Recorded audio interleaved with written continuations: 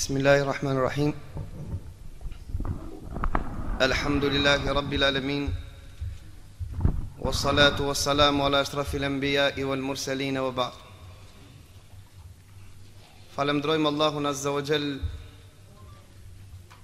për mirësitë dhe begatit e një pas njëshme që Allahu Azza wa Jall na ka nderuar dhe na nderon.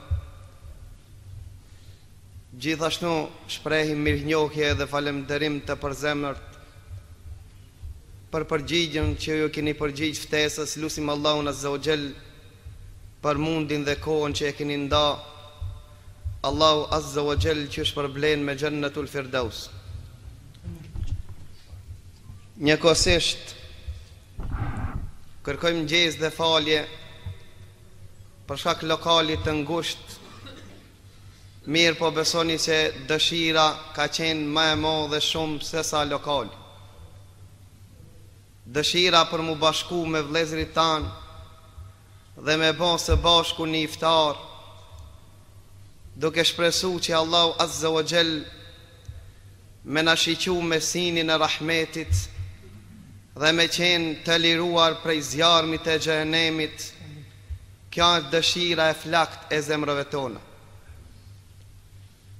Allahu i shpërbleft hoxhallar ton të ndershëm që na i kanë begatu me xhlisin dhe lutim Allahun Azza wa Jall për udhtimin e gjatë që e kanë bë. Allahu Azza wa Jall ti shpërblen ata me të mirat që çdin ai. Për shkak se ne nuk posedojmë as fjalor mi falemnderu e mos flasmi për më shumë. Këshilla që na i dhanë vërtet janë këshilla shumë të shtrenjtë. Lutim Allahun Azza wa Jall që këto këshilla të zonë vend zemrët tona dhe të shëndrohen praktik. Mi kujton disa hadithe edhe disa ngjarje. Po vetëm një ngjarje du me përmend se imamin e madh Ahmed ibn Hanbalin, pasi që e dini se ka udhëtu një kohë gjatë duke u lëmtu dhe duke e lip hadithin e pejgamberit Allah. Zonësit e ti ja parashtun një pyetje dhe i than ja imam, gjithë këtë libër që e ki bon mbi 40.000 hadithe i ki shkru. A ka ndodhë që dë një hadith që e ki shkru se ki praktiku? Qka u përgjegjimon? Tha qfar vlere ka aj hadith që ndëgjohet apo që shkruhet e nuk të praktiko? Qfar vlere ka jo ko që ndahet dhe nuk vendoset që të shtijet në praktik? Allahu Azza wa Jall e njoftoi me një ngjarje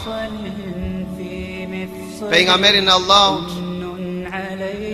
kur spat një sahabi me dhon sadaka. Pejgamberi i Allahut i nxiti me dhon sadaka, i nxiti me dhon lëmosh. Spat çka me dhon. Shkoi në shtëpi, unë ngret notën dhe tha ja Rab, i dërguari Allahut kërkon lëmosh, s'kam çka me dhon, një sende posedoj. Qata pe bajnë një jetë me dhon sadaka dhe lëmosh, me shpresë që Allahu Azza wa Jall të ma pranon. Qfar loj lëmosh, qfar sadaka e ka dhon ki sahabi? Wahyi Gjibrili a.s. para sabahu zbret dhe njofton pejgamberin e Allahut dhe i thot se filanit Allahu sadakan ja ka pranu. Pas namazit sabahut pejgamberi i Allahut thot o ti që ki dhon natën mbrëmje sadaka ngritu. Tham shkoj menja sa që tërkush shira gjaftas dhe këshira majtas su ngrit as njohë. Tha o ti që e ki përmen sadakan bron, ke dhon lëmosh ngritun kam. Tha po pres ngritet që tërkush su ngrit askush. Tha tretën herë, tha e dita se jam une për qëllim. Qfar lojit sadakas kishte dhon, i kishte thon Allahut Azza wa Jell, o Zot i madh, çdo musliman që ma ka prek nderin tem, m'ka ofendu apo m'ka fi, pranoje se ja kam bon halal para se me lip halalak. Tha po pranoje këtë sadaka prej meje, tha se që këta e posedoj. Sa lëmosh e shtrejt ka qenë të Allah, që Gjibrilin a.s. e ka zbrit me njoftu para se me vdek, se lëmosha ati ju ka pranu. Për këtë arsye, pejgamberi Allahut këtë shtet të madh të Islamit, këtë mirësi që na sot po e shijojmë, e ka themelu me di gur themel.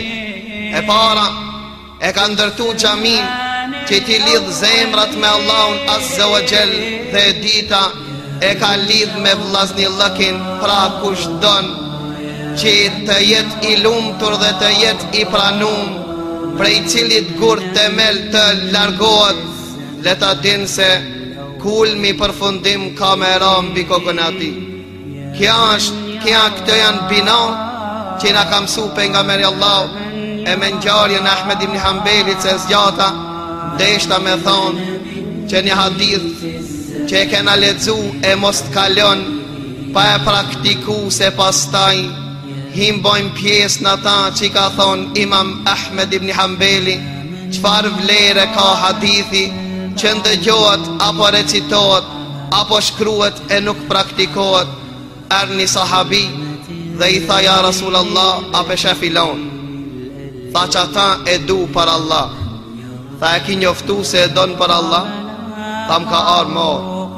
Tha shko njoftoje, masi e ki dash për Allah? Tha shko njoftoje.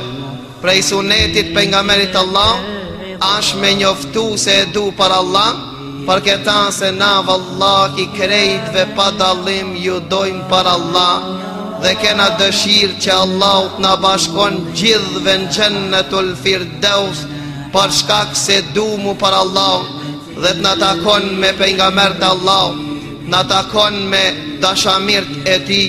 E lusim Allahun Azza wa Jell që Allah t'ju shpërbleje me Jannatul Firdaus, dhe inshallah na begatoni dhe me xhlise qera të kësisojt, dhe lusim Allahun Azza wa Jell që Allah t'na bashkon për hajr, na bashkon ati ku është i kënaqur ai, dhe t'na shfrytëzon maksimalisht për derisa jemi gjallë, ndërsa misafir të cilët kanë ardhur thash prap prej së largu, Allahu Azza wa Jell i ndihmot mu kthi rahat dhe mirë, dhe lusim Allahun Azza wa Jell që gjithve që është përbleje me Jannatul Firdaus, mos ngrit mu prej këtij mexhlisi, vetëm se të falur prej gabimeve, dhe të jetë Allahu Azza wa Jell i kënaqur.